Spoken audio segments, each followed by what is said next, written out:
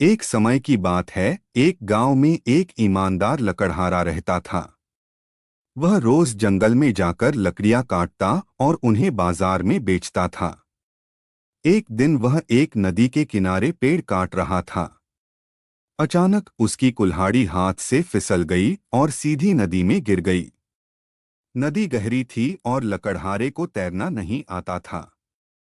वह बहुत दुखी हो गया क्योंकि कुल्हाड़ी ही उसकी रोजी रोटी का साधन थी।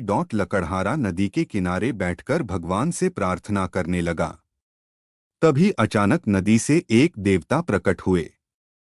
उन्होंने लकड़हारे से पूछा, क्या हुआ भाई, तुम इतने उदास क्यों हो? लकड़हारे ने पूरी घटना देवता को बताई। देवता ने उसकी ईमानदारी और मेहनत को देखते हुए मदद करने का निश्चय किया। वह नदी में गए और सोने की एक कुल्हाड़ी लेकर बाहर आए। उन्होंने लकड़हारे से पूछा, क्या यह तुम्हारी कुल्हाड़ी है?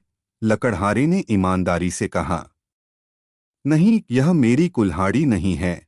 फिर देवता ने चांदी की कुल्हाड़ी निकालकर पूछा, क्या यह तुम्हारी कुल्हाड़ी है?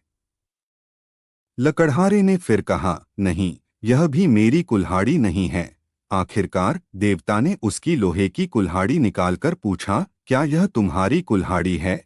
लकड़हारे ने खुशी से कहा, हाँ, यही मेरी कुल्हाड़ी है। देवता उसकी ईमानदारी से बहुत प्रसन्न हुए और उसे उसकी कुल्हाड़ी के साथ सोने और चांदी की कुल्हाड़ियां भी उपहार में दीं। लकड़हारा खुश होकर घर लौटा और आराम से रहने लगा। कहानी से शिक्षा, ईमानदारी का हमेशा फल मिलता है। हमें सच्चाई के रास्ते पर चलना चाहिए।